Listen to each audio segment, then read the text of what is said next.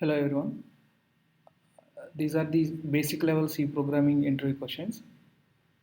So here the topics I have created topic wise interview questions. Okay, let's start with how the C program is execution. So see the question. What are the various stages of C programming execution? Explain various steps. So here when you run a file name.c example,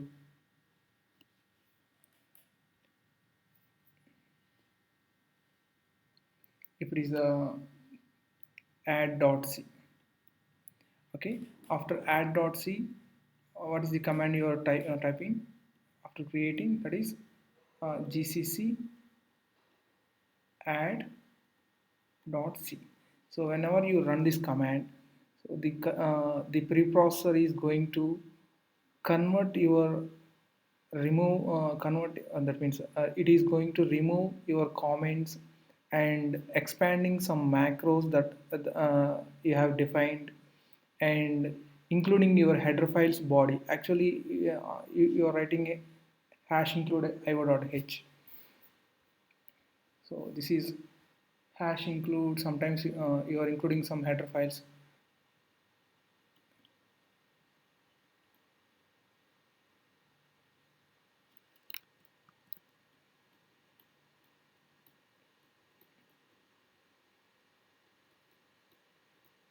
So you're typing as hash include stdio.h here. So these library functions which are our example printf and scanf. So these are not available. Actually, we are not defining in our C program. So what happened here is, so these printf and scanf actual functions are included in your C file. So next, um, conditional computations. Is there any conditionals you are giving? These are executing in pre-processing. So after running gcc add.c, so the file is converted to add.ai, add.i, the file name existing I. So it is a preprocessor file. So next step is compilation. So in this compilation, so what are the high, our C code is converted to some assembly level instructions. So it generates the file with file name extension C. Next comes to assembly. This in this stage, the assembly level instructions are converted to your machine level instructions. It generates file name extension file name dot o. So here example assembly level instructions are 0 and 1. We can't read these instructions with a human knowledge, so it can read only by machine. And linking finally, so here all your functions calls and some extra codes what you have done, so those are linked here.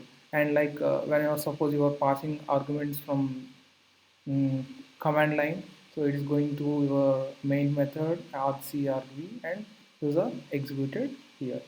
So see here, it is a final phase in which all these linking function calls with their definitions are done. So linker knows where all the functions are implemented, and linker does some extra work also. It adds some extra code to our program which is required when the program starts and ends. So here example, what is if suppose you call a function name add add a comma b. So you are sending into some function, you are calling this function. So these links are defined in linking phase. Okay.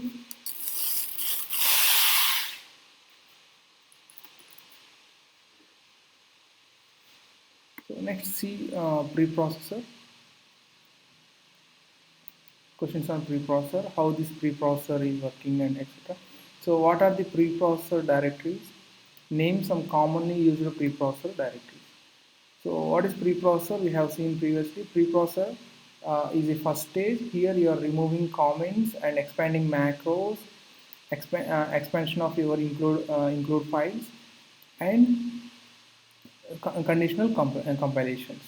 Okay. So here, what are the preprocessor directories? Name some commonly used preprocessor directories. So here we have preprocessor directories, that is macros. One is macros. Okay. So next, file inclusion and conditional compilation. So macro is nothing but a piece of code in a program which gives some name here, like here we are using hash define for defining macros. Hash define for defining macros. Like see here, hash define area. Here I am defining a function area that is taking L and B, length and breadth. So it is computing L into B here. So here see, whenever the your code is running, this one L1 and L2, that means length 1, length 2, that means length and breadth here. Area is replaced with L into B. So internally this line is replaced with area equal to, so what is area L into B here? This is the value of L into B. So here that is equal to L1 into L2. So it is replaced by L1 into L2. So, and it is finding area of the rectangle. So here macro is a small code that is not like a big functions we are writing. So it is a small piece of code. Whenever the name is encountered by the compiler, see here, whenever the name is encountered by compiler, that means here area L1, L2, it replaces the name with the actual piece of code, that is here. So this is the actual piece of code. So we are replacing this L1 into L1 into B with here L1 into L2. So here we are using hash define for defining macros. Next, file inclusion. So we have seen file inclusion earlier. So what are the standard libraries we are using? That is hash include stio.h and hash include iostream.h, hash include conio.h. Sometimes we are using different functions. So here in file inclusion, we are using two types of file. One is header standard files, that means already existing files, and another one is user defined files. Okay, so here two types of files you are including. So we see mostly like this. Hash include in brackets giving file name, that is example hash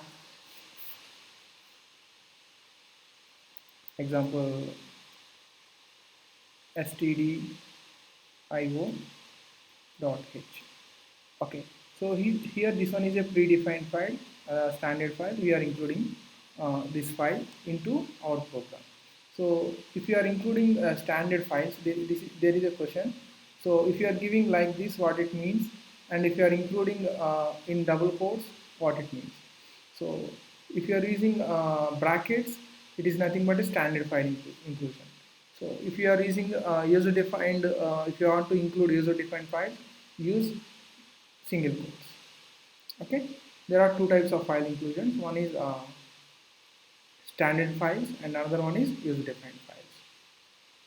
Okay, so if you write like this, user can understand that other readers can understand what type of file it is. It is a user defined or a standard file. Next, see some conditional compilation. So conditional compilation directories are types of directories. So it helps to compile specific portion of the program or skip compilation of the program. So here see uh, we are starting with the hash if define, and this conditional compilation ends with hash and if.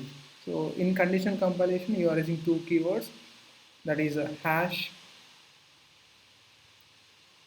if diff and hash and if. So in hash if diff you are giving a macro name like what you are giving here, area. Okay, here this is your macro name. So macro name,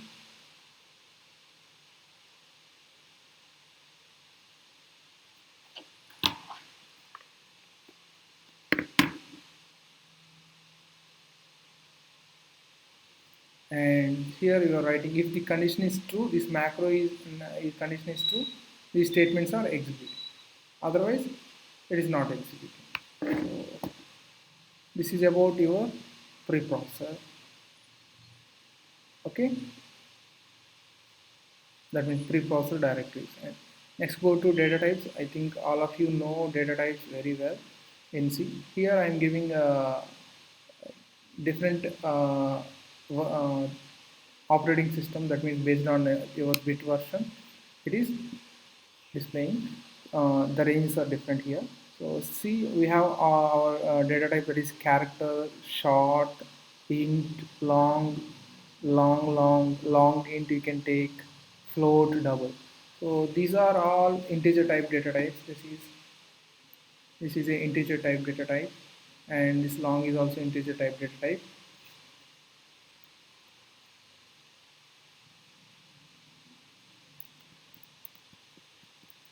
So this is integer type data type, long is integer type, this is also integer, and float and double. Here we have another question. So that is what is this short and long? So these two are called type qualifiers.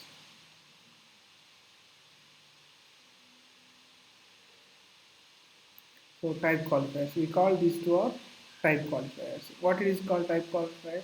If suppose you don't want, so you need a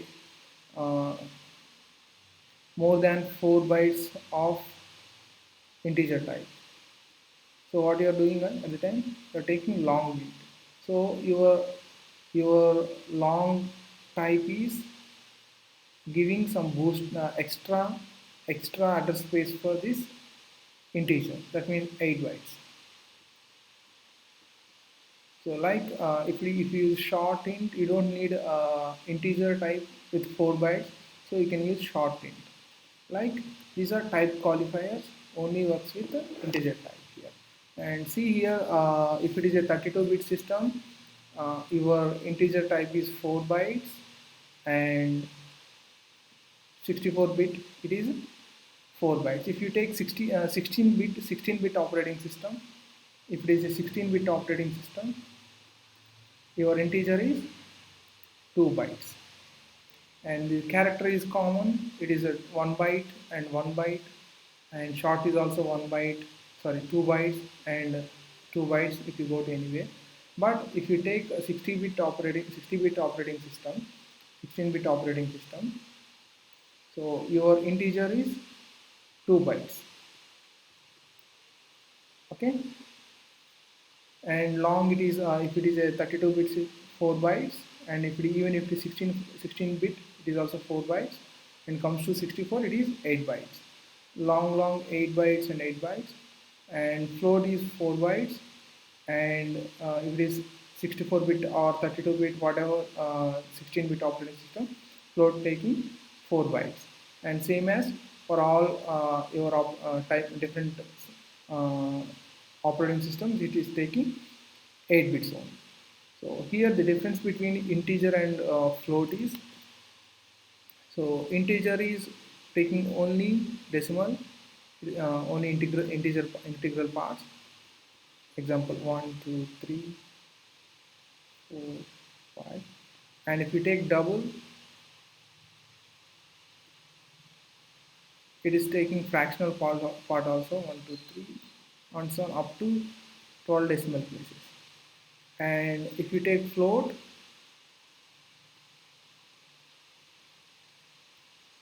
it is 1 2 3 and up to 6 decimal points, sorry, 6 fractional points. Okay, so this is about our data types and etc. And you have format specifiers.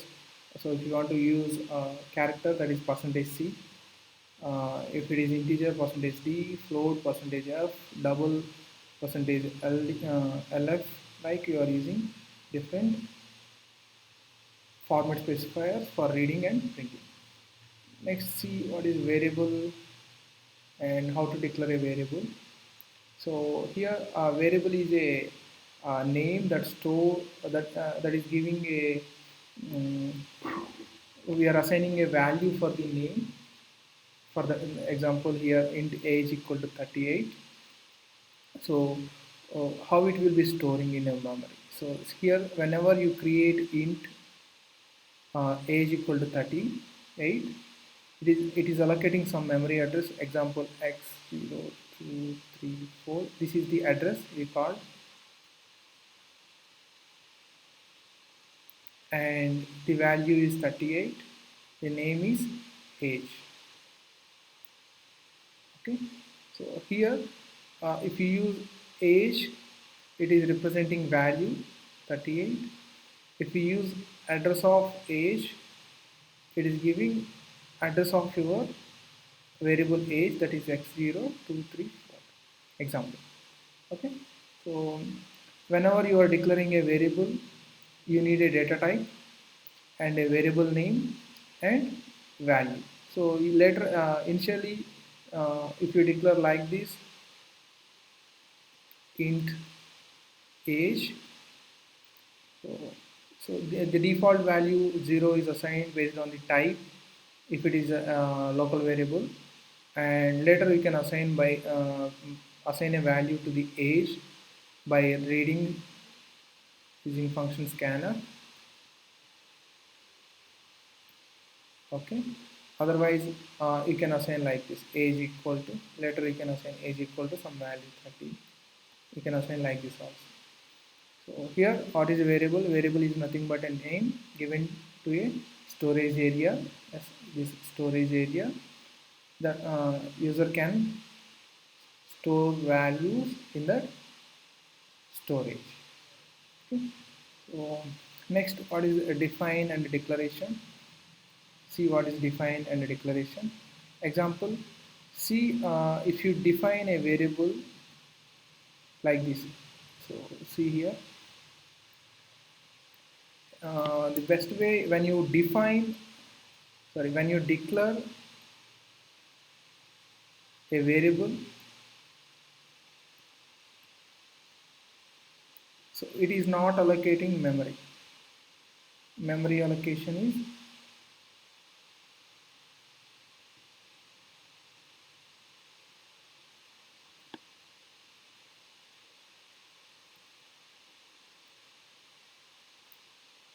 so memory is not allocated for only extend. This keyword is extend for a global variable. I am referring a global variable. So extend, and when you define,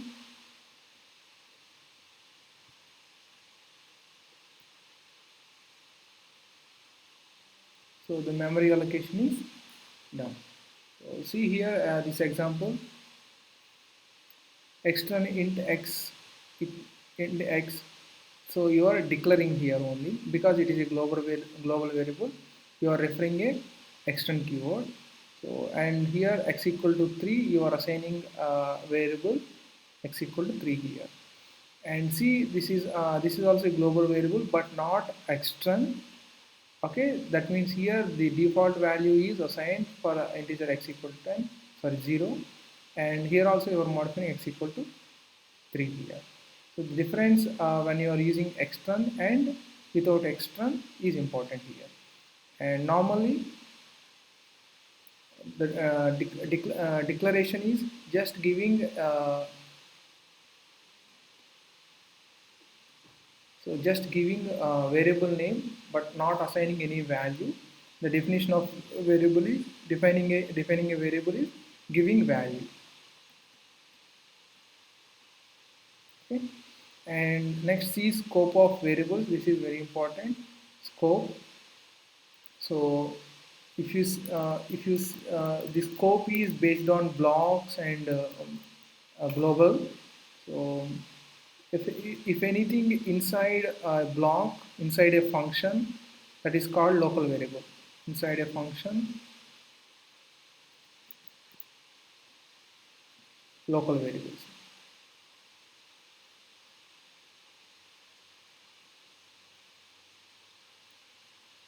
Okay. So if it is not inside outside function, example, suppose x is here, int x, this is a local variable, int x, this is a global variable. Okay, so we have another block level. The scope can be block level.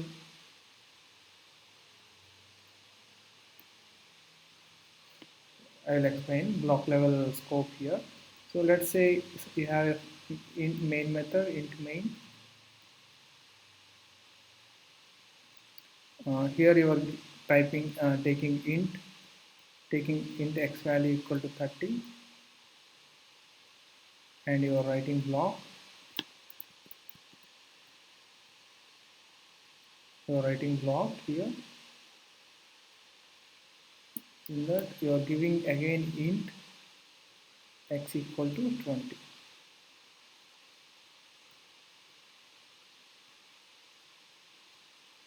And so in this scope, this x is a new variable here that is local to this block, and the value of x is here 20.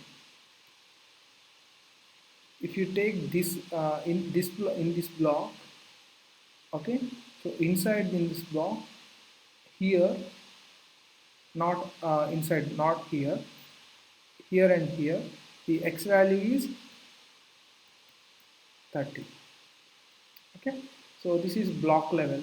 So this, whenever you come out of this example, if you don't have this x here, example, when you don't have this x here,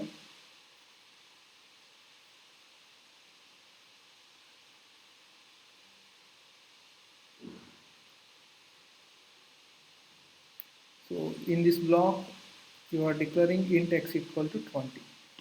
Okay, so if you try to print accessing int print x equal to print x, it is giving error because the scope is for this x variable is only within this block only within this block only. So if you come here and you after the block, if you print here, it is giving error. Okay, so x is not defined. And function level same way. So these local whenever you declare a variable inside a function, all are inside all are uh, accessible inside the function only. If you come out of the function and access that variable, it is giving error. Okay.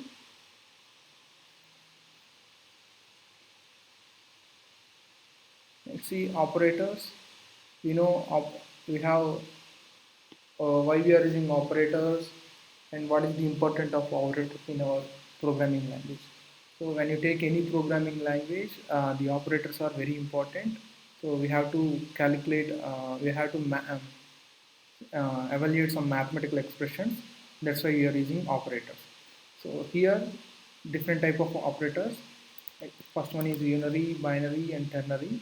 And we have unary operators are plus, sorry, that means increment and decrement, uh, plus plus and minus minus, and arithmetic operators plus, minus, multiplication, sorry, addition, subtraction, multiplication, division, and mod operators. And relational operators are less than or equal to, greater than, conditional. We are checking conditional, greater than or equal to, not, not.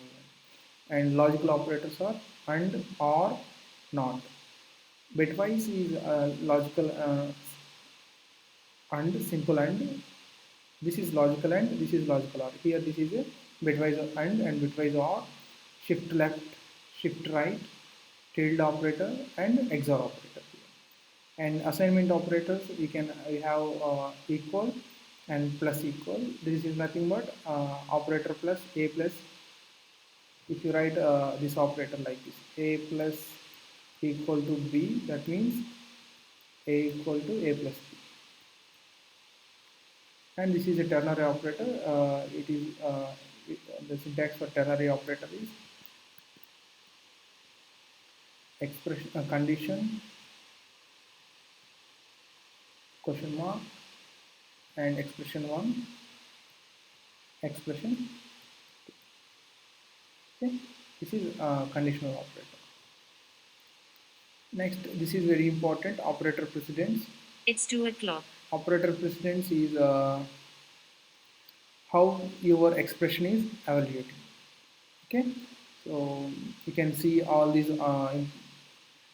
precedence operator left to right, and that means based on the operator type, it is giving associativity, either it is left to right or right to left.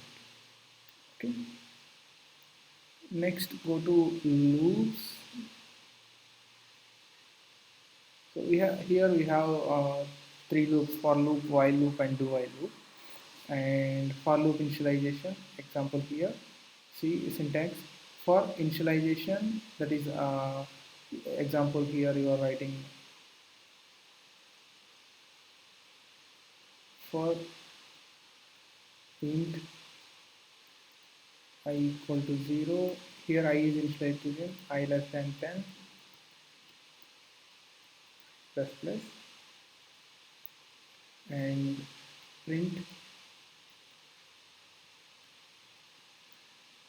percentage t comma I. So it is printing values from 0 to 10. Here first I value is 0 to 9. So here the first I value is initialized to 0 and I less than 10. The condition is checking. Next it is going to your, so see this one. So first step this one. Next is going checking condition. Second step. After checking condition, it is going to body of the loop, that is third step. After checking body of the loop, you are going to increment, or that means update. Update means either you can increment or decrement, whatever you can do. That is modifying your I value here. That is fourth step. After modifying your incrementing or decrementing, you have to check the condition again. That is your second step. Go to second step again. Next, if the condition is satisfied, you are iterating the loop.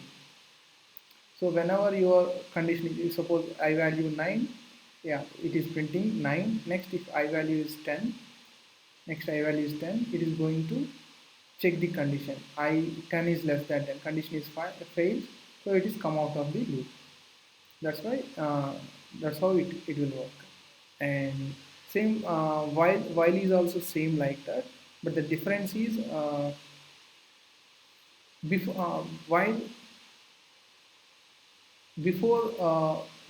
checking your while condition, you have to initialize your I value, that is I equal to 10. Okay, next your writing statement, that means print I. Next, update the expression. Here the update also inside while loop only you have to do. So condition is checking outside. Next, you are writing your body, that is I value, print I value here. Next, update the expression. Then it is checking condition again and printing I value. Next, incrementing I value. So the loop repeats like this. First, initialization, step 1. Next, step 2, condition. Step 3 is your body. Step 4 is your updating. Next, it is repeating same. The difference between while loop and for loop is the initialization is outside in while loop, For a while, everything will be in inside only. And comes to do while, so whenever you want to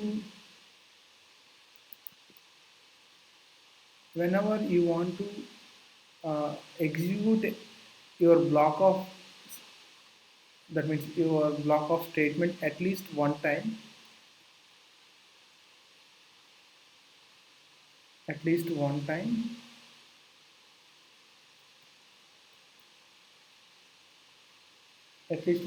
this will be useful, otherwise it will not useful. You can go with either a while loop or for loop.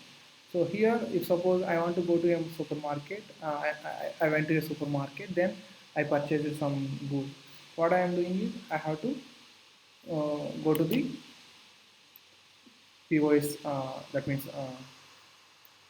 billing counter. So first whenever when I am going to billing counter, at least one item in my cart, then only I'm going to billing counter. Otherwise, I am not going to billing counter. I just go on to outside way. Okay. So here the thing is example. So if you have a cart, that means if you want to purchase some items in a supermarket, then go to your billing account. First, it is adding your first item.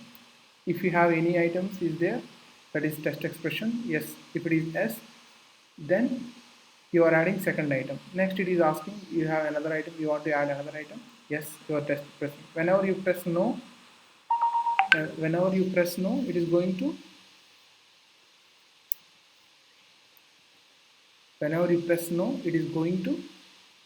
exit from the while loop. That is about your while. Okay. Next one is functions. Here, what is function and how how to declare a function and how to call a function. The question is what is function and how to declare a function and what is function calling. We'll see here. So here function is a small. When you are going to use functions mean when you have a large program but it is not going good to read.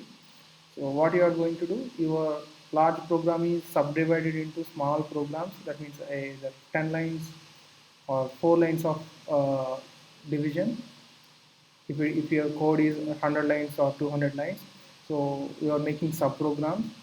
So this each subprogram is nothing but a sometimes we call subroutines also. So some subprogram is called a function. So this what is the advantage of function is it is reusable. It is reusable and easy to maintain. Whenever you want to do modifications, you can do at one place only. If you are writing in multiple places the same code in large program, you have to modify in every stage. That means in every line what you have to do. So but if you write in a single that means single function, so you only change it one place. Next, what is function declaration? Function declaration, this program. So in function declaration, it is not allocating any memory, just you are defining the function prototype. Here, example, I am taking factorial. So this factorial is used for is taking a number that type is integer. So and returning a type that is integer. Okay, see here, uh, they include int fact int n. That means this is a return type and this is a parameter. Okay, so this is my formal parameter. We will see what is formal parameters and actual parameters. So here, after declaring your function, next step is you have to define your function. So here I am going to define my factorial. So that is if n value is 0, 0 factorial is 1 and 1 factorial is also 1. That is my base condition here. Next, return 1, else n into factor of n. I am recalling, this is called recursion. This is my body. Whenever I am writing my function body, that is called function definition. And so see here, this is function call.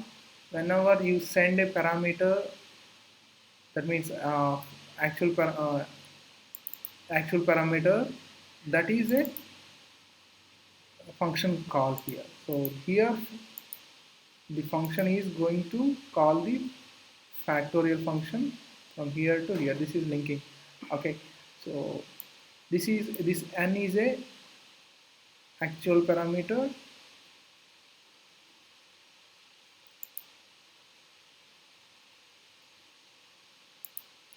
and this n here it is formal parameter.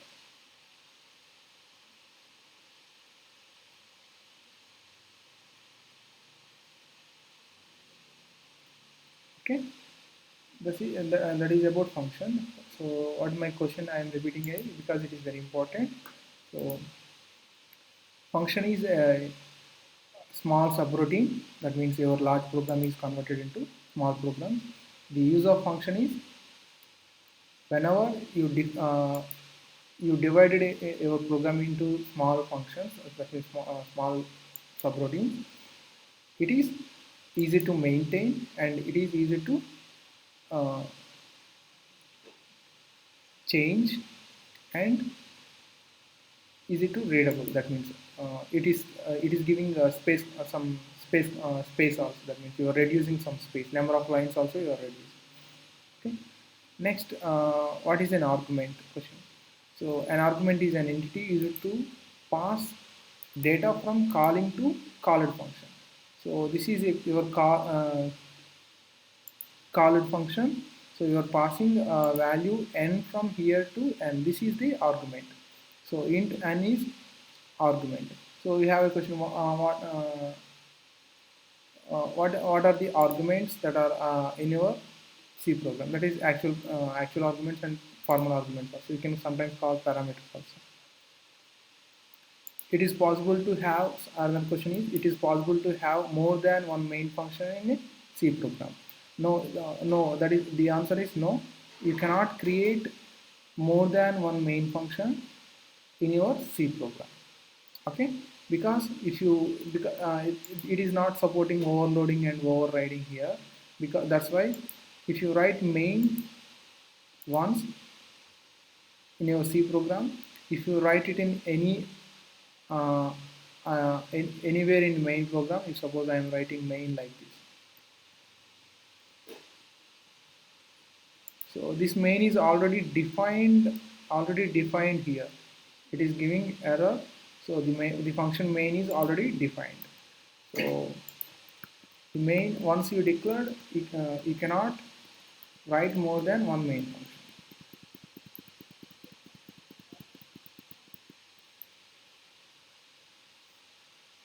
Next, what is call by value? So here the call by value, uh, call by value, call by reference, you have two types of parameter passing methods. One is call by value. So call by value is when you are sending a value, that means actual parameters to your function, the values modified in your function that are not reflected to your actual parameters. So here my actual parameters are a and b. So see this program. Here I have a and b. I am going to uh, call the function. That means I am sending a and b to this function swap. Here the x is assigned to, sorry, a is assigned to x and b is assigned to y. Okay, so here I am modifying x and y. So that is swapping. So that is x equal to 20, sorry, 200 and y equal to 100. And these modifications are not reflected to your actual parameters. Here a and b are actual parameters. And x comma y are formal parameters. Okay, so that is about your call by value. So whenever you send your parameters to your function, even if you have done modifications here, those are not reflecting in your main method for an actual parameter. When you see call by reference, in call by reference, what you are doing is you are not sending values here. That means you are sending address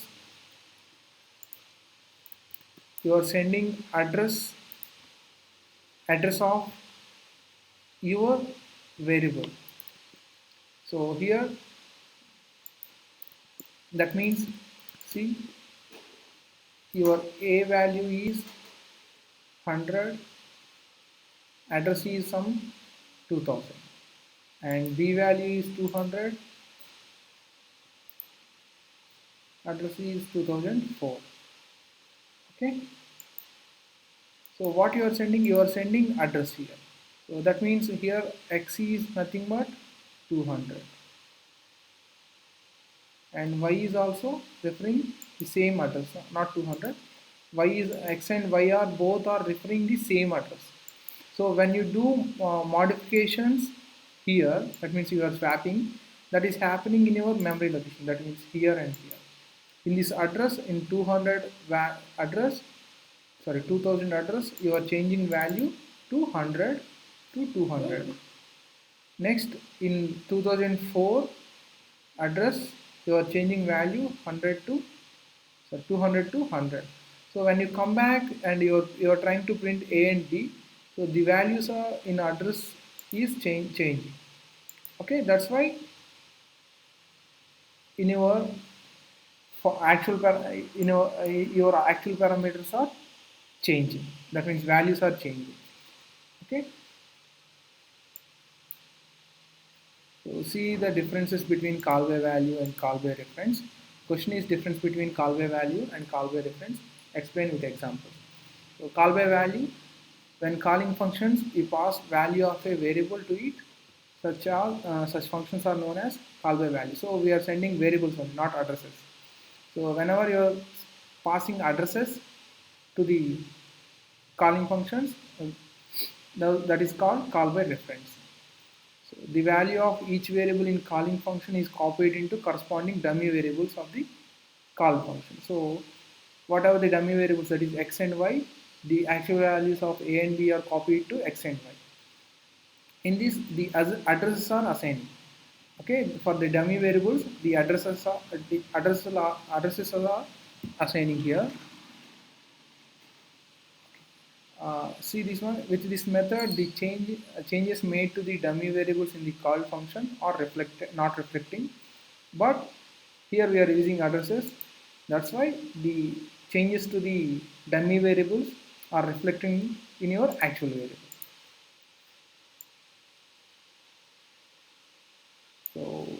So difference between a declaration and a definition of a function, we have already seen in declaration and definition.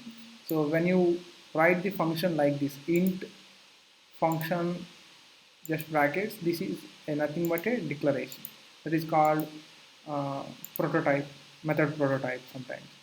And when you write actually the method body called function body is nothing but a function definition. And next one is recursion.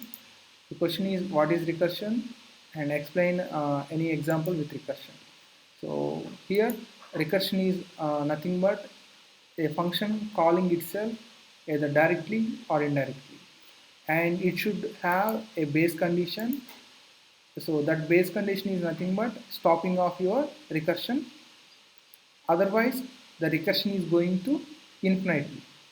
So example here, see the function, whenever your n value is 0, it is going to return the, that means stop the recursion. If otherwise the recursion, the n value is reducing and calling the function fact again. So here n into, example n value is 5. So see see this function, first n value is 5, next it is checking the base condition, it is wrong, next it is going to else block, 5 into fact of n minus 5, that is 4.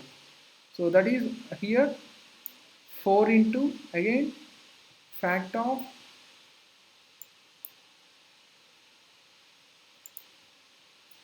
3. Next here 3 into fact of 2. Next 2 into fact of 1. Next 1 into fact of 0. Next, sorry, here fact of 1, so it is going to return 1. We are not running this one. So if it is fact, if n equal to 1, what we are doing? We are returning 1.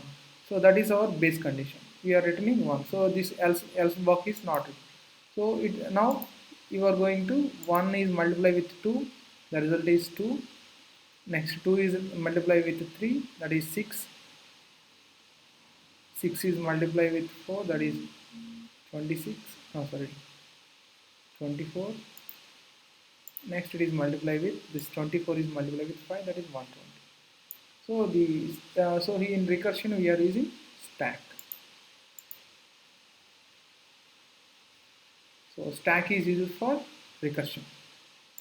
So these first 5 into, it is stored like 4 into, next 3 into, 2 into, so the process is repeating like this. Okay, that is recursion. So again, what is recursion? I am repeating. Recursion is nothing but a function calling itself either directly or indirectly. So here the function call, this is a direct one and this one is indirect one. Okay.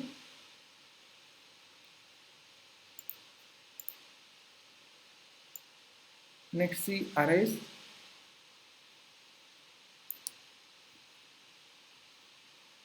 So here the small questions about arrays. So what is array? Array is a collection of similar data items that are stored in continuous, or you can say array is a collection of homogeneous elements that are stored in a continuous memory locations. Example, if suppose you have an array, the array is storing like this. Your memory location starts with 100. The same data element, that is only, we can store either only integers or only float or only strings like that. So here example, I'm going to store integers, that is 1, 2, 3, 4, 5 and so on, 6 and so on. Here the memory allocations are, it is taking 2 bytes example.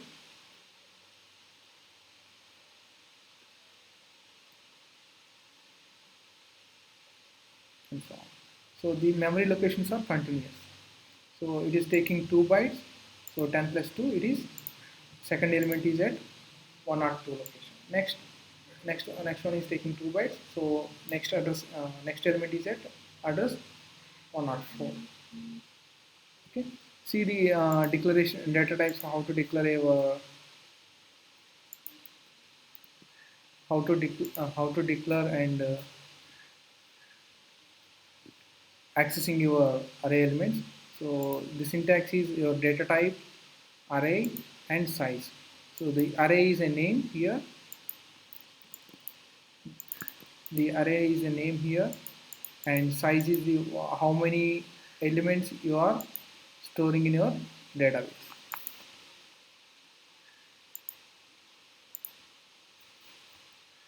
Okay, int, see here I'm storing 5 elements here. Otherwise you can declare like this, just you declared a array a name a and allocated 5 spaces. So here the array index starts from 0 to n minus 1. So 0 is, that means if it is 5, that is 0 to 4. So here you can access array element by using array name with the index. So here your a of 0, that is you are assigning a value 1, a of 1 value is 2, like you can assign and so on. If it is a two-dimensional array, here your declaration like this: data type array, uh, size. That means if you take matrix, it is storing in a matrix like this, size and size.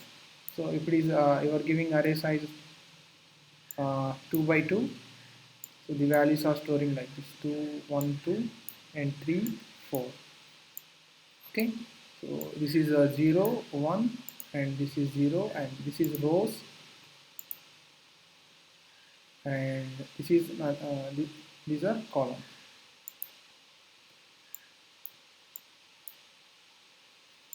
That is, this is a row, these are columns.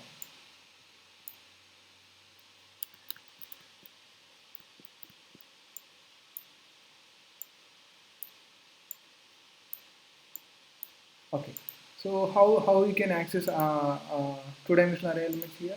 If suppose you want to access 4, so the array, what is the row here? 1, and column is 1. So here my array name is 1 and column is 1. So here you can access, that is value 4. And like if you access a 0 and 1, that is first row, second value, that is 2.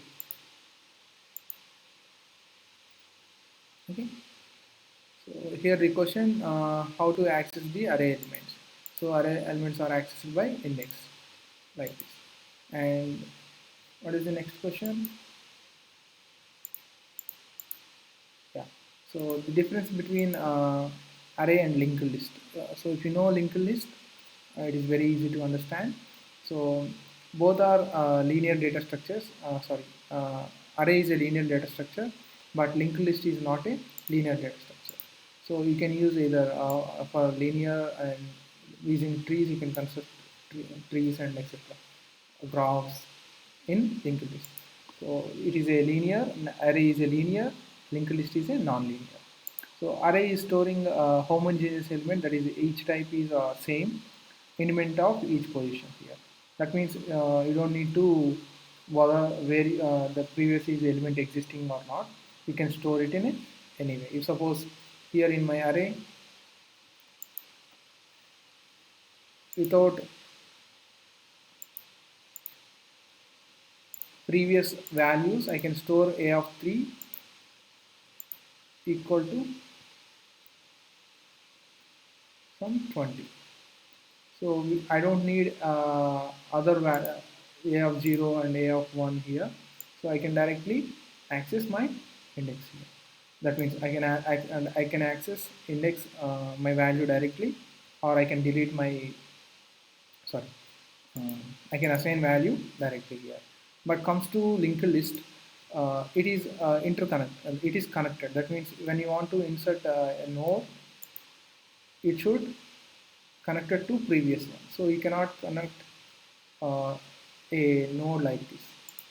So you should connect your node to the previous one.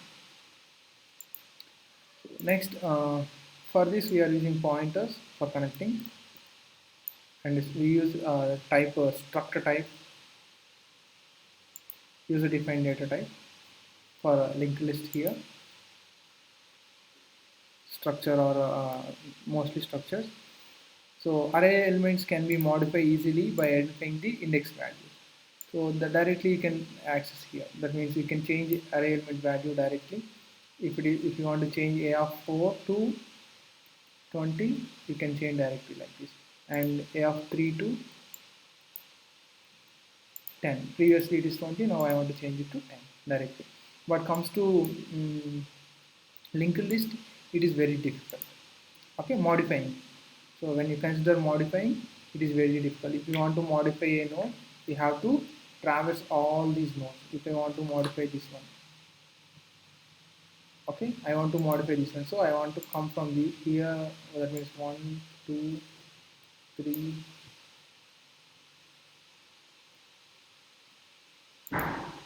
5.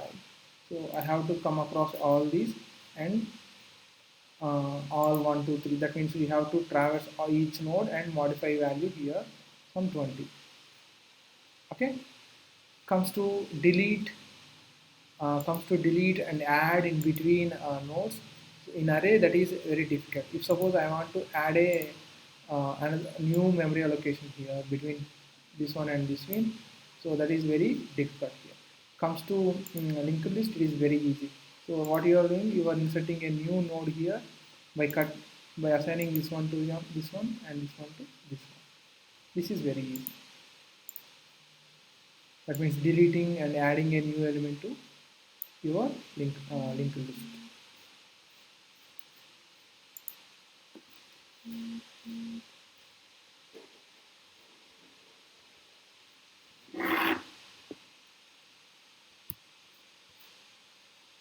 Okay. See what is next question. Is it possible to have a negative index in array?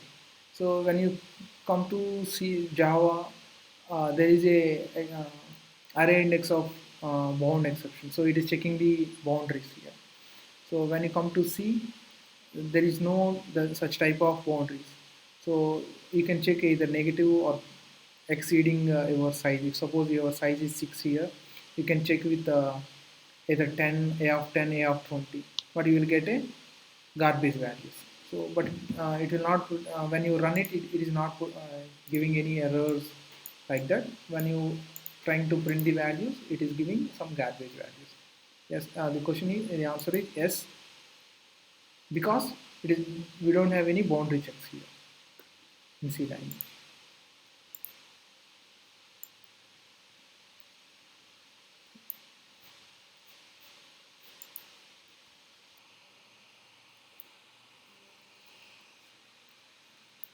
Okay, next see pointers. See the definition of pointer and different types of pointers here we have. So first, what is pointer and what is the use of pointer here? So pointer is a variable. See like how you are declaring int star p. So star is used for declaring your pointers. So pointer is a variable which stores the address of another variable. So we know already when you declare a variable, it can it have some address series, and see the my normal variable var and value is 10 and the address is like this one. If you use next, you declared a pointer int star p, and what is p is doing? P what is the value you are assigning for p? P equal to address of var. So what is the address of var? This one is address of var, and this is stored in your p value, and your variable p is a variable, so but it is a pointer variable, and uh, it has some address. Yes, p is a pointer here which is pointing to the address of the variable, that is var here. And see always the pointer is pointer data. Okay, always the pointer data is integer, because in all addresses are integers only. So addresses are integers only. If you see, all your memory locations are integers only. So your pointer is always storing integers here. Next, see what is the use here. Pointers are used for accessing your array elements, you'll see, and used for dynamic memory allocation. And in call by reference, we are using, and so on, linked list, data structures. For all these data structures, you are using pointers only. So next, see what is the for next different point next pointer, that is for pointer. So what is for pointer here? So when you see a large addresses like this B double zero B double zero zero eight triple zero, so when you see this type of addresses, large addresses, it is not acceptable in our 32-bit long because it seems it is a large, that means it may be either 32-bit or a, sorry,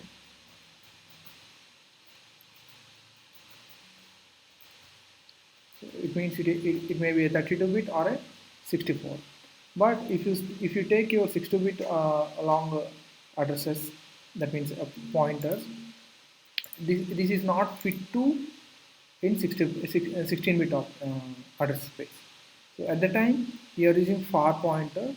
So this far pointer is used for storing 32-bit pointers, and the format is using segment and offset format. That is the first 4 bits that are like this B triple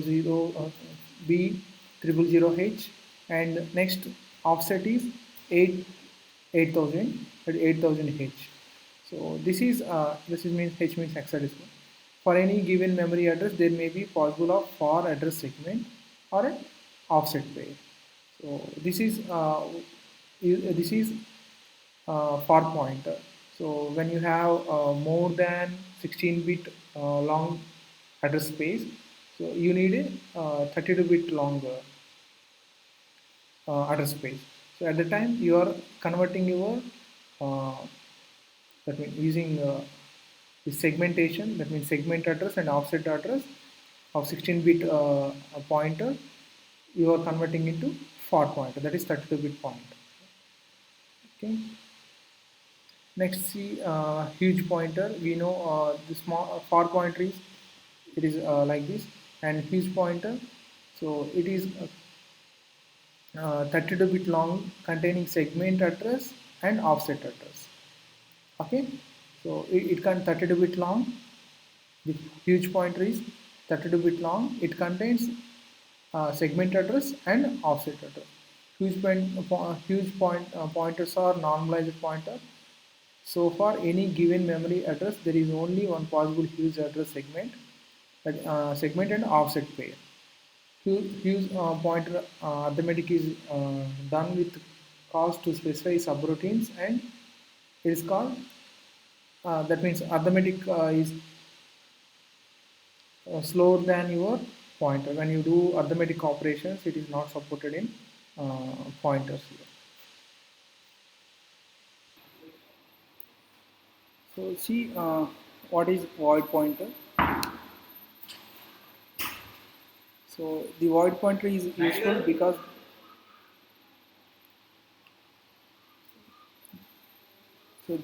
what is the use of void pointer?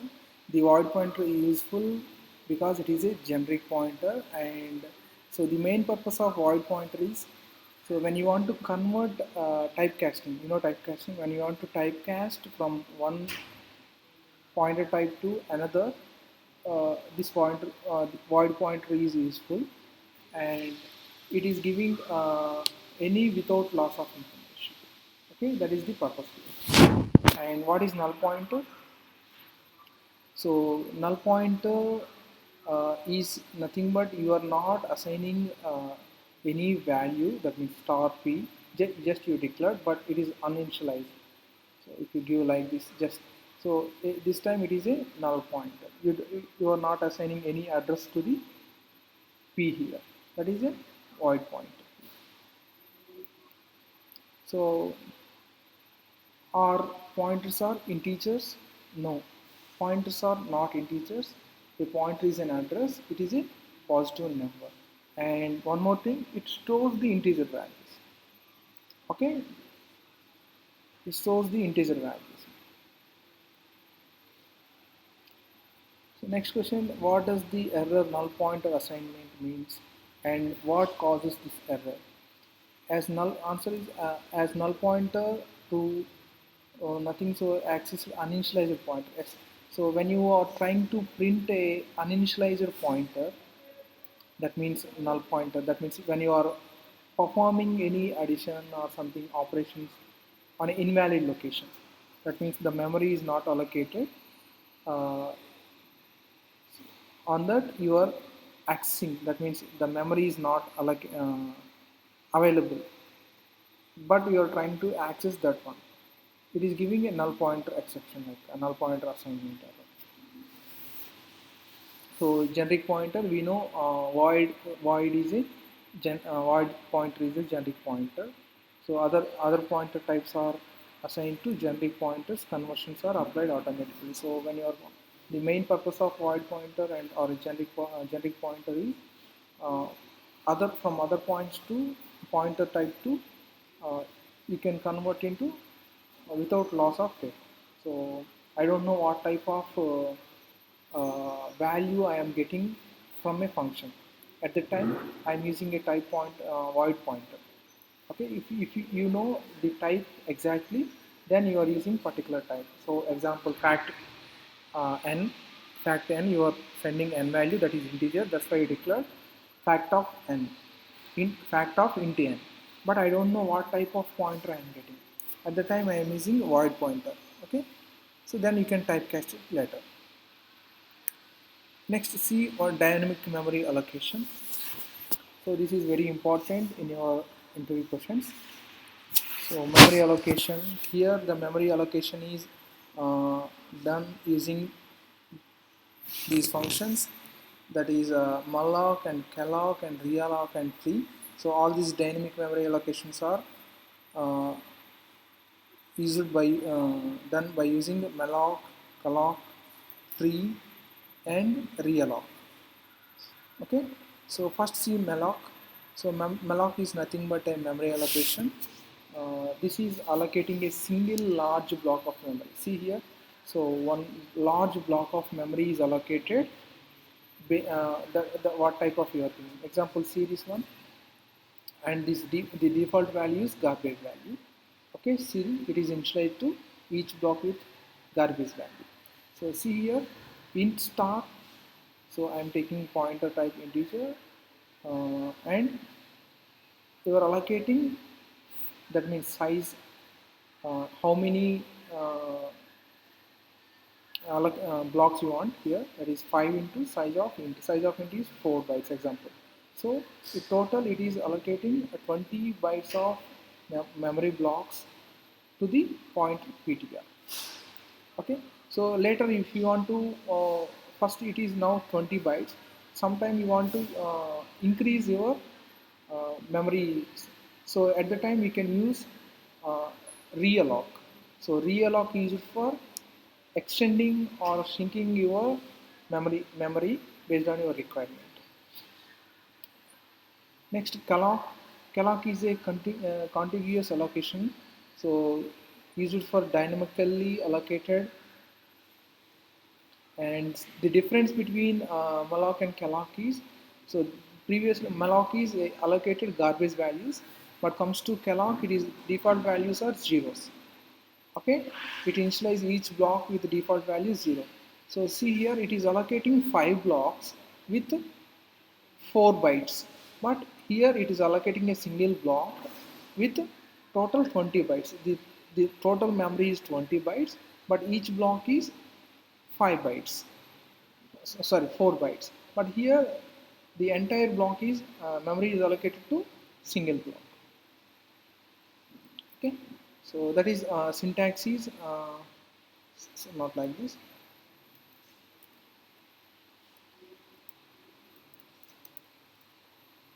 Calloc 5 comma size of int. Okay, this is your syntax for calloc or a calloc, malloc, calloc. Next, free. So what is the use of free? So whenever your program is completing, but the memory is still allocated to when whatever the memory you are allocated, either malloc using a malloc or calloc, so that are not deallocated. That means that are not freed. So it leads to some um, wastage of memory, because those some pointers are still referring So here free is used for uh, removing deallocating your memory that are allocated by either malloc or cloc. So see here, pointer p, initially you are allocating some blocks, and next if you want to free the pointer, just the keyword is free and pointer name ptr. It is removed. Next see realloc. So realloc is realloc is used for giving a new size that is already allocated blocks here. Okay, so see here malloc first initially you are allocating mm, 5 into size of integer. So how many bytes you allocated here? 20 bytes. Later you want to allocate with some another 20 bytes extra here. So ptr, the same pointer is allocating to the ptr comma your point that is size of, and that is new size here, 10 into size of integer. Okay, the syntax is ptr equal to realloc and ptr name and new size. Okay, so it is nothing but you are allocating a new size for the already existing point. So next one is the difference between malloc and calloc. You know already the malloc is single block and calloc is multiple blocks. By seeing the diagrams you can observe. And malloc function contain a garbage value. It is initialized to 0. Okay, calloc is initialized to all blocks are initialized to 0. And when you see the function malloc function, the arguments are 2, and here the arguments are 1, and calloc is slower than malloc. Okay, it is not secure compared to cloc, so because it is a garbage values maybe. So these are all normal, we already seen previously. You can read it, you can understand. The most important thing is single block and multiple blocks, garbage value and zeros, and number of parameters. I think calloc has, that is given wrong here. cloc has number of parameters 2, and here the number of arguments is 2 here, the number of arguments is 1 here. When you use malloc, memory alloc, the number of arguments are 1, and these are number of arguments is 2. So that is wrong here, I am modifying. So that is 1 and this is 2.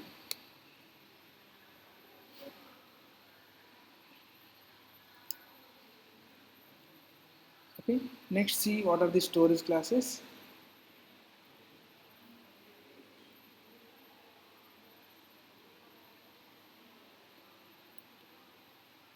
So this one is very important, storage classes concept. I think at least 2 questions will ask from this concept. So what are the storage classes in your C language, and explain the scope and lifetime of the uh, variables of the storage class variables. So these storage classes are used for declaring your variables. Okay, so these storage classes are used for declaring your variables. See what are the storage classes. One is auto, register, static, and extern. So see the storage. So what if it is a auto variable, automatic variable, where it is storing? So it is storing in your stack memory. So there are different type of memories in your CPU. So that is, one is stack memory. So if you see external, that is stored in data segment. Static is also stored in data segment. When it comes to register, these are stored in CPU registers. Okay, this is very important. These are stored in CPU registers. So when you see where these auto variables are storing, those are stored in stack. Comes to memory allocation, where this memory is allocated for very pointer that are using malloc and calloc, those are heap. When you allocate a memory, this is stored in a heap. Okay, this is stored in heap.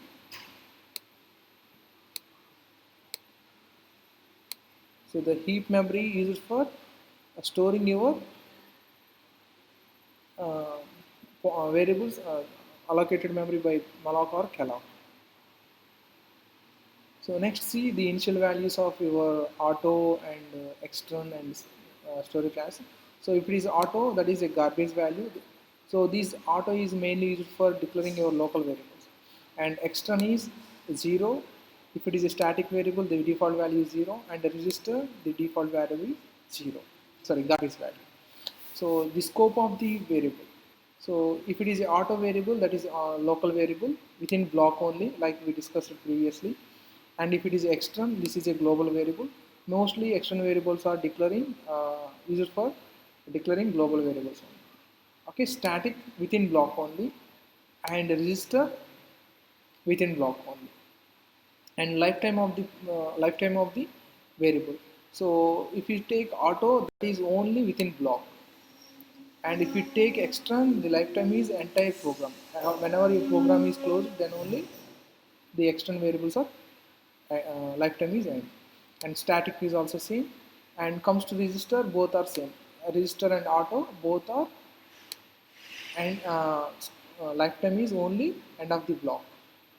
Okay. Okay, see what is auto. So the auto is a default storage class for all the variables declared inside a function or a block. So here, if you see int a, this is a variable auto, and it is a inside block only. Okay. So the default values, garbage value is printing for a, and remaining for b and c. Uh, you are printing the default value. That means all our garbage values are coming here. But the thing is, we are using auto rarely, not frequently. Okay. So because there is nothing difference between char, that means int auto, and int a, and auto int a. Next one is extern storage. We already seen extern previously. So extern is used for declaring your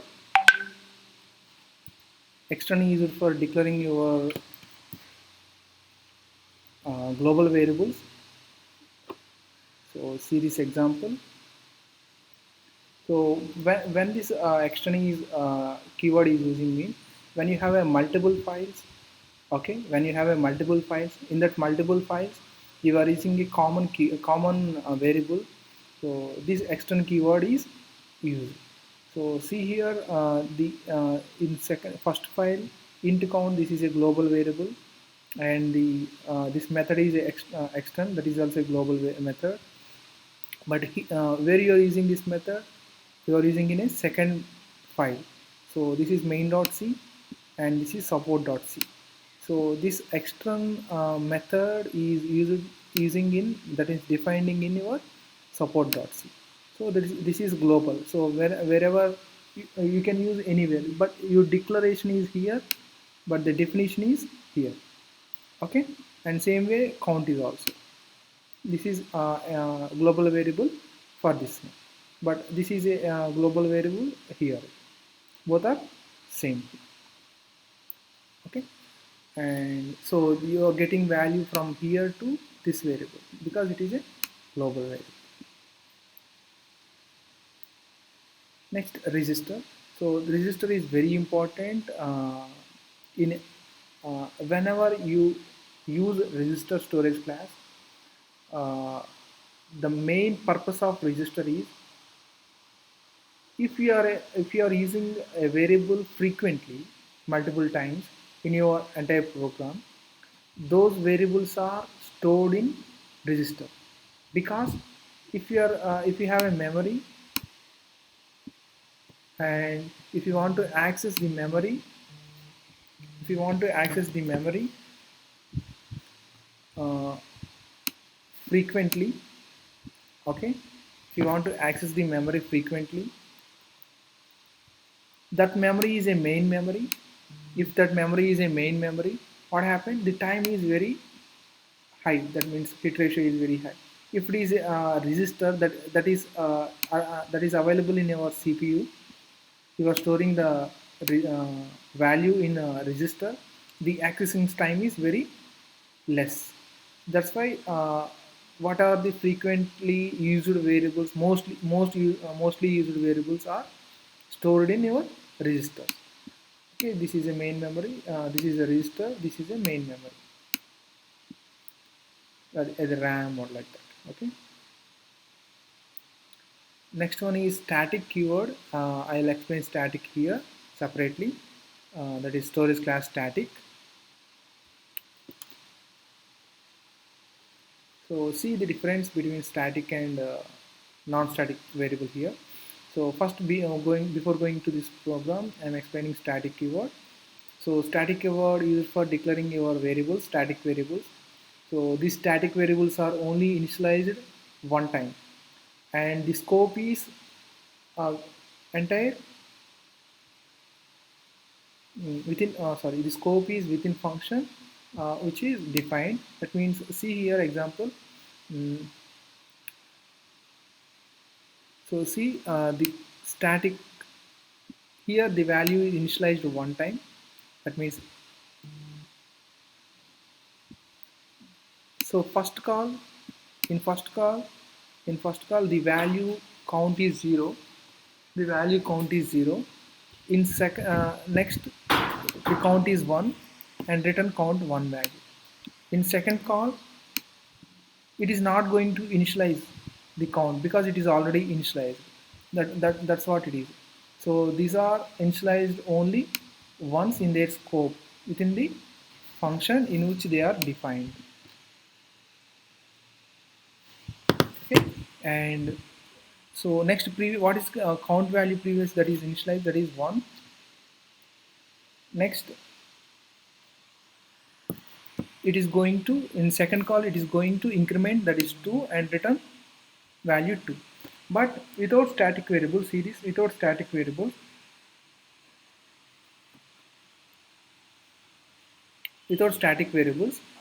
the value is initialized to 0. Next, it is initialized to 0. Second call is also initialized to 0. That's why it is coming, both are 1. That is about your storage classes.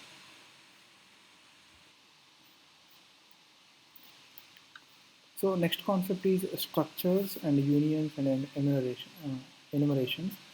So see the definitions of what is structure and what is union. So so here, if you see array is a collection of similar data elements. But if you see collection is a heterogeneous data types under a single name. If you see here, this structure, we are using a keyword struct keyword for defining our structure, and the syntax is structure name and data item. So see here, the heterogeneous data types under a single name. So this char, name, city, these are all different data types, all are under single name, that is called person. Here we call uh, the person is a,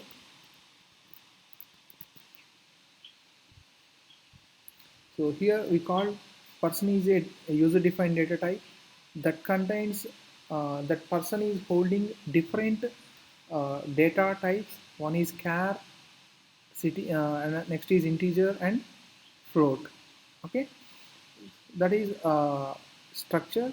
And when it comes to accessing and storage, so structure is giving uh,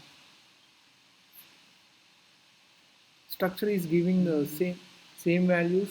Sorry, if suppose what is the character, it is occupying 50 data 50, and if it is occupying 50 bytes, and it is 4 bytes, and it is 4 bytes, total it is 58 bytes.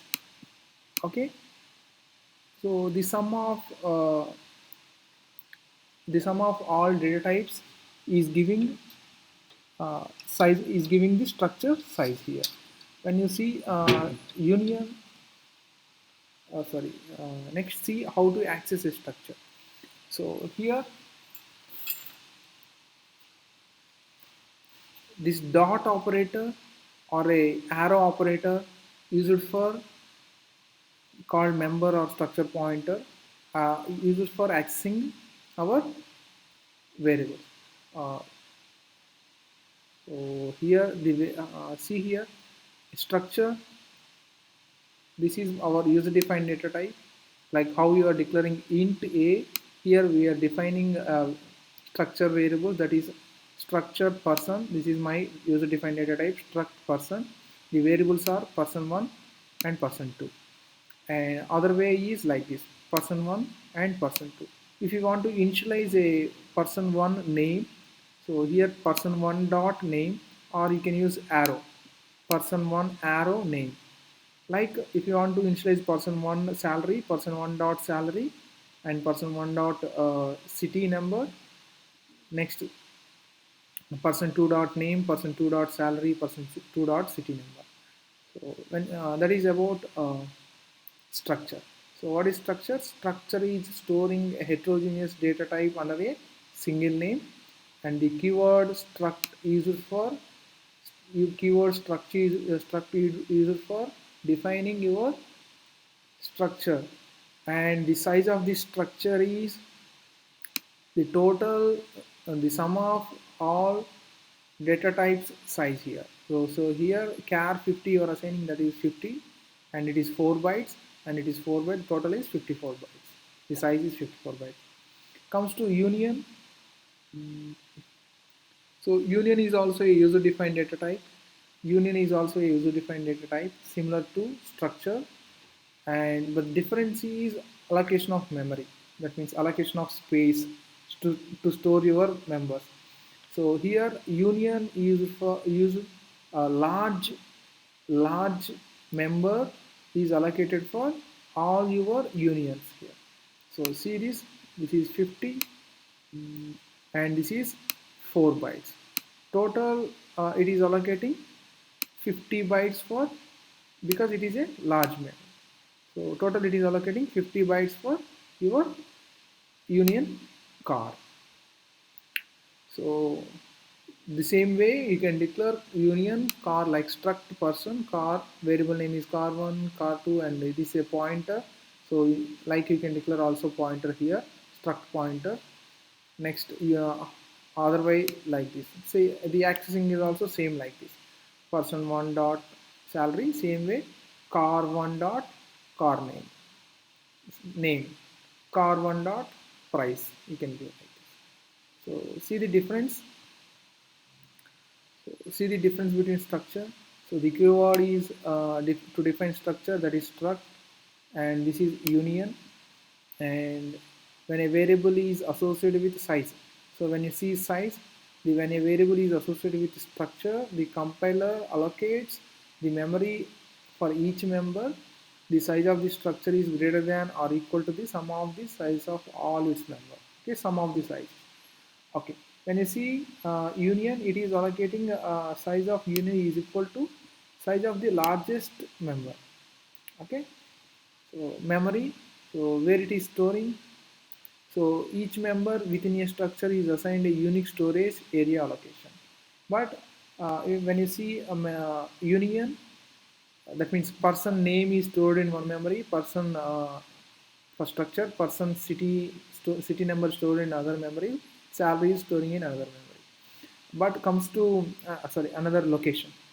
Comes to union, so the same shared all these name, car name. This is a car, so car name and price.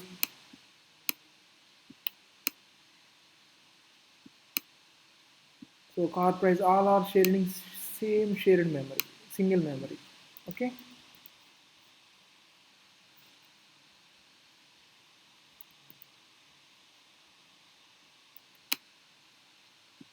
The next one is value altering. Altering the value of a member will not affect the other members of the structure. That means when you change the name of the value, name of the person, it is not affecting the other price, sorry, salary and city number. So, but if you are changing the name of the, it comes to value, name of the car or a price, it is affecting the other members here. So individual members can access at a time, but here only one member can access at a time. Okay, several members of the structure can be initialized at once. So all these member of the structure variables are initialized at once, but only first member of the union can be initialized. Okay, that means only one member we can initialize at a time here. Next, what is the similarities between structure and union and enumeration? We'll see enumeration later. Before, all these structure, union, and enumerations are used for user-defined data types. So let's see what is structure and array. Difference between structure and array. So the structure mainly used for declaring your linked lists, etc. So that is, it is a collection of data elements of different data types, and these locations are not contiguous. When you are storing your memory, these locations are not contiguous, and the keyword used for the structure is struct, but we are not using any keyword for declaring array. And if in structure we have declaration and definitions. So what comes to array, we don't have any definition. We are declaring only. So array name represents the address of the starting elements. So when you see pointers, the first address is uh, base address we called. The array base address is representing the first element, and so on. Structure name comes to this one. Structure name is known as a tag, and its shorthand notations are declaration. So structure name, the person name, structure person is for declaring our structures here. And next one is enumeration. This is very easy. So the main purpose of enumerations is used for declaring integral constant. So let's see this diagram. Let's see this image. So the declaration of the keyword used for declaring enumeration is enum. Okay, enum. So enum, like how you are declaring structure name and types here. Like enum, number of days of week, and here Sunday, Monday, Tuesday, Wednesday, Thursday, Friday, Saturday. So the default value for Sunday is 0. Okay, the default, if you give default first initial value is 4, then these are assigned 5, 6, 7, 8, 9, 10. 5, 6, 7, 8, 9, 10. So if you are not giving any value, that is 0. If suppose you are giving a value here, that is 6, that is 1, 0, 1, 2, 3, so 1, 2, 1, and this is 6, 7, 8, 9. So first initial is 0, 1, 2, next it is 6, then it is continuing 6, 7, 8, 9, like it is continuing. So as of now, we see only 0, 1, 2, 3, 4, 5, 6, 6 only. So here I am creating a variable for my enumeration data type, days of week. The variable name is day here, and day equal to Monday. That means what is the Monday value here? That is It's 4 1. o'clock. So Monday value is 1. So printf Monday value, it prints the value 1 here. That is about your enumeration.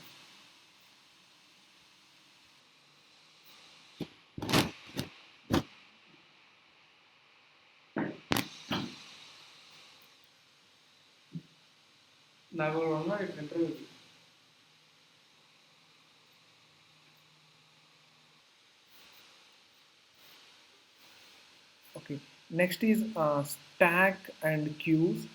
So here the question is what is stack, and explain some applications of stack. So see, stack is a linear data structure which follow particular order in which the operations are performed. So that is called uh, so it is called LIFO, we call last in first out. So whenever you insert a value, that will be removed at last. So see this example. So first you are inserting value 1, next 2. What is the value you are removing? That is the top element, that is 2 here. So first in first out, sorry, first in last out, or last in first out, we can call. And The operations in stack are push, pop, peek, and peek or top is empty. So here is empty is checking the stack is empty or not. So if the stack is empty, you are inserting values. If stack is full, you are not inserting value. That is overflow, underflow. Okay. So when you are trying to print stack values, but the stack is empty, that is called underflow. If you are trying to push some value, that means insert some values into stack, but the stack is full, that is called overflow.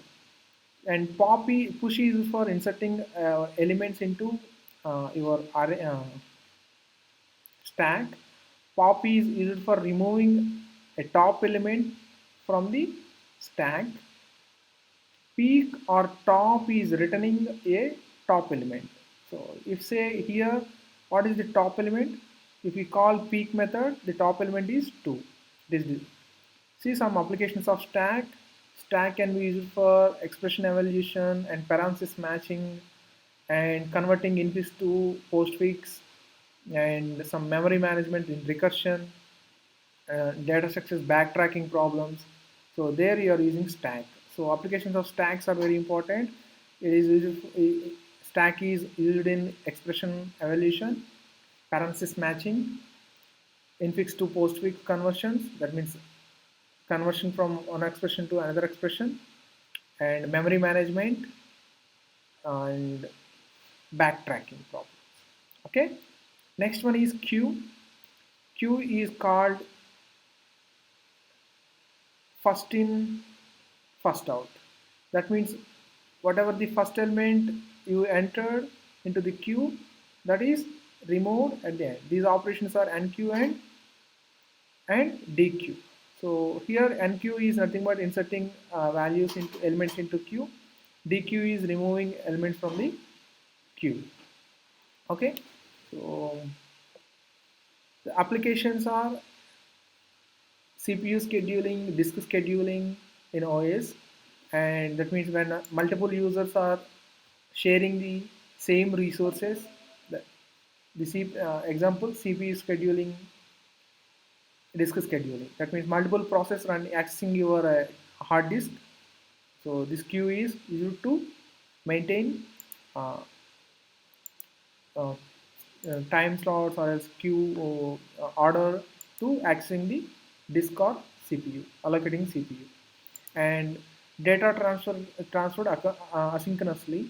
That means uh, when in two when multiple processes trying to access a data source, but if one is accessing the data source, other should wait for the data source until the first one is completed. That is like IO buffers, pipelines, and file IOs. Okay, if one file is that means sequential writes, random writes, or blocked here. I think. Okay, next, see the differences between stack and queue. So both are abstract data types, but insertion and deletion takes at the same end. Okay, top only you can insert and delete. Come to queue, insertion from one end, deletion from another end. It is based on last in first out or first in last out. And if it queue, it is a first in first out. So this is also same thing. The object what is added first, that is removed last. Here the object added first, that is removed first.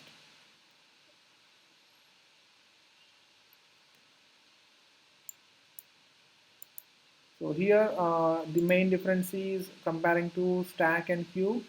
The pointer is only one we are using for stack, but here we are using two pointers, that is rear and front, for queue. Rear and front. Okay, that is these are some common basic questions, uh, basic level questions on C. So we are not covering any programming programs here.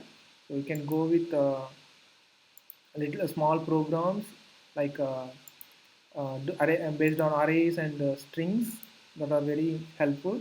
like string reverse, palindrome, largest substring, finding largest substring, sorry, largest palindrome, substring programs, and array duplicates, etc., etc. Okay, thank you.